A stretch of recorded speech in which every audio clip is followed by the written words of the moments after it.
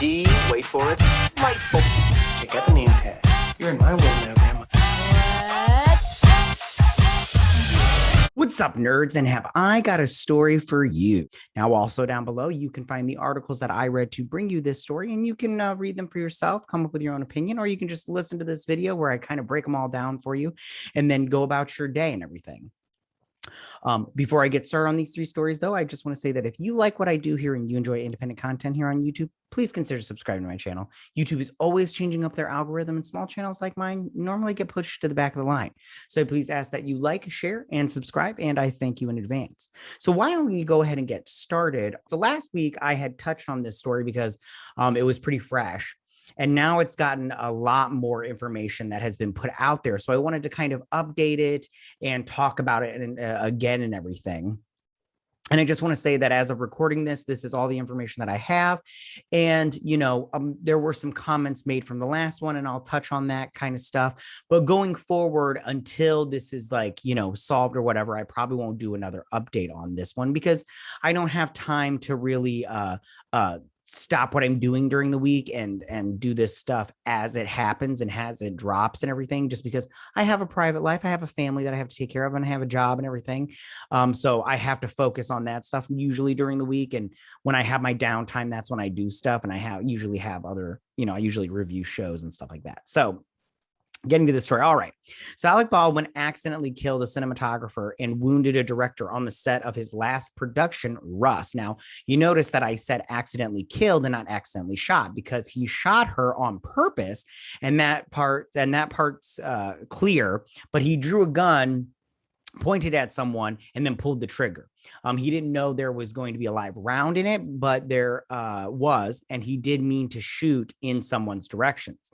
Now, apparently that's called a cross draw, where you pulled it, what he was doing. Now, obviously, this is a tragic event, and I feel for, you know, the police in their whole situation, and I feel for the family of the woman that died. Now, it seems to be the trend of painting Alec Baldwin as the victim, which I don't think he is.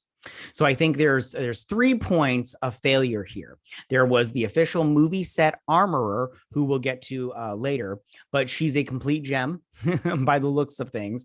And there was the assistant director. And then there was Alec Baldwin, the one who pulled out the gun and pointed at someone and pulled the trigger. So let's start with this so-called armorer.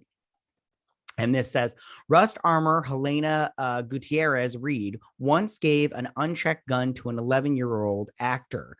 That's, you know, oh, Jesus. Okay. So it says, the experienced armorer in charge of weapons on set of Alec Baldwin's movie Rust had given a gun to an 11-year-old actress without checking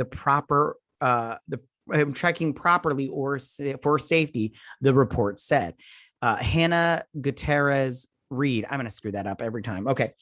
24, daughter of prominent Hollywood armorer Thel Reed, was head armorer on set in Santa Fe, where Baldwin fired a prop gun loaded with a live round, killing cinematographer Helena Hutchins and wounded director Joel Souza, says the New York Post. But, you know, if it fired around into someone and killed them. Now, I don't think one thing I have personally come to appreciate in this entire situation is that prop gun in the context of the movie sets does not mean a fake or replica had been or been a real gun. The term is derived from property, director's property, anything on the set of the movie. It's called a prop. If it's a fixed to the wall on the background, then it becomes a part of the set. But a prop gun in the context of films could be fake, a replica, or very real functioning firearm. I was criticized on my last video, and I just wanted to make that apparent in this one. So I know some want to be like, it wasn't really a prop gun. It was a real gun. So we're just going to gun. Okay. And everything. And I'm like, okay, fine, whatever. So check out, this is Hannah Gutierrez Reed. Choke me like you hate me, but you love me. Low-key wanna date me when you Fuck me, touch me with the lights off and my chains on, baby. Okay, cool. Well, she seems competent. So then you got the assistant director who apparently took the gun off of a cart, which was located outside of the church where the filming was happening. But there was these guns just sitting there on the cart, and handed to Alec Baldwin saying cold weapon or whatever, which apparently means a weapon with no live rounds in it, which just seems absurd. They've got a head armor on the set of this movie. Then shouldn't the custody? They've got a head armor on this, and then so I'm thinking, shouldn't the custody of the gun go directly from him or her straight to the actor and not passed off to someone else to hand along?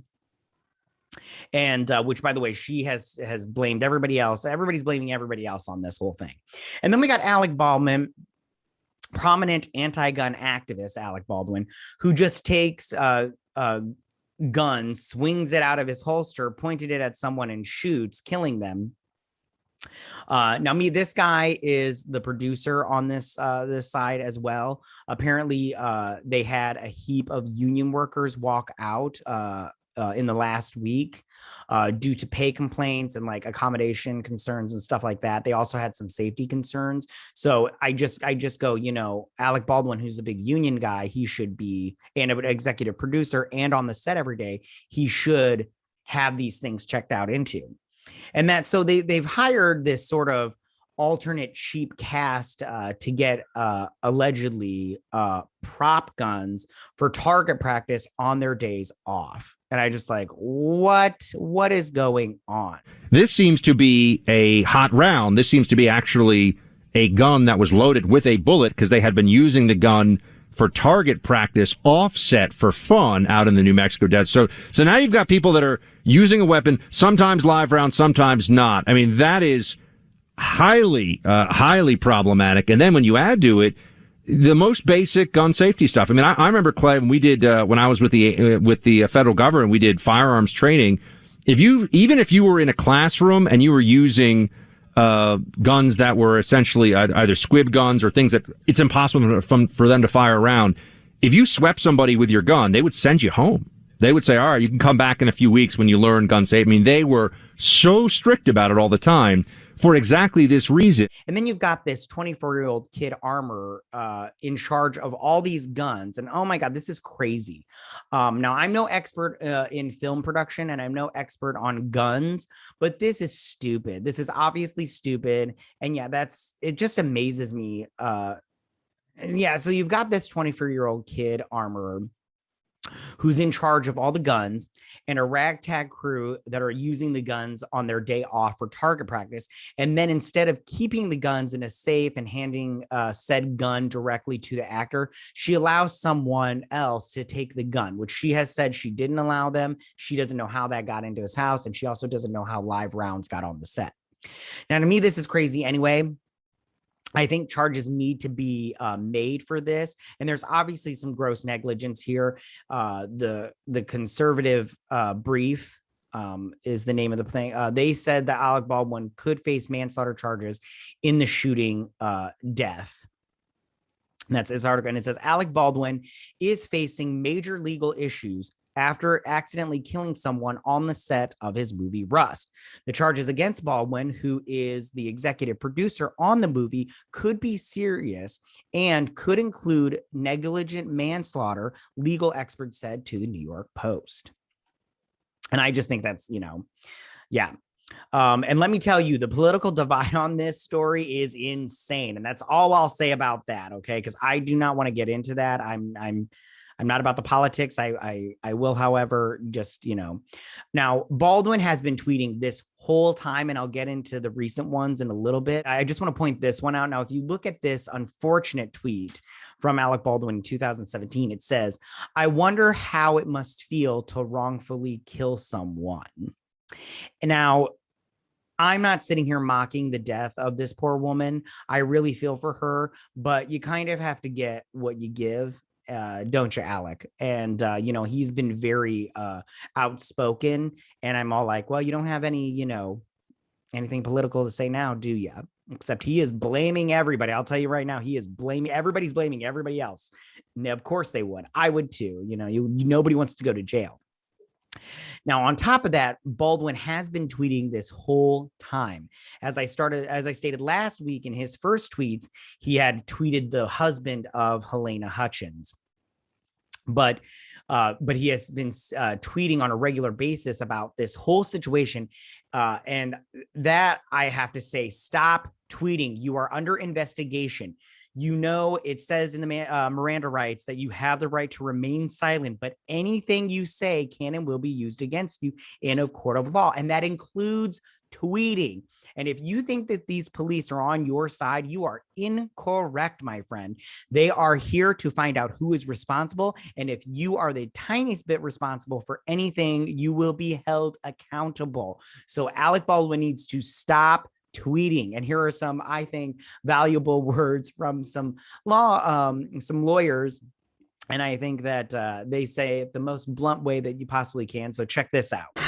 Mark and Craig, Pop Brothers at Law. We've been warning people, if you are working for an unlicensed dispensary, an illegal dispensary, and it gets raided, you need to shut the f*** up. What do you say when the cop first pulls you over? Why'd you pull me over? And when he keeps asking questions? Not discussing my day. And if detained, what do you say? I invoke the fifth. And then what do? You shut the f***. Okay, so this story is going to be very drawn out, and it's going to be very interesting, but that's about it for me on this story as of right now. I'm not going to be updating this going forward unless something huge happens.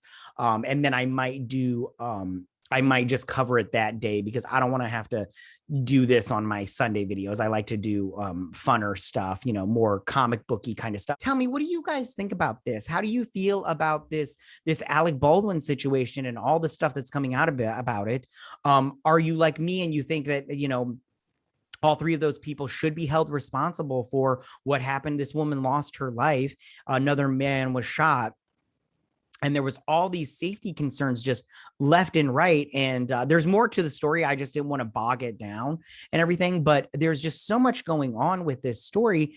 And like I said, I do think all three of these people should be held responsible in some way, shape, or form, because a woman lost her life. This isn't just a small thing. Again, go ahead and leave all your comments in that section down below. If you like this video, go and hit that like button. I won't mind. If you're new to my channel, please hit that subscribe button. I'd greatly appreciate it. I will see you guys next week. You guys have a good week.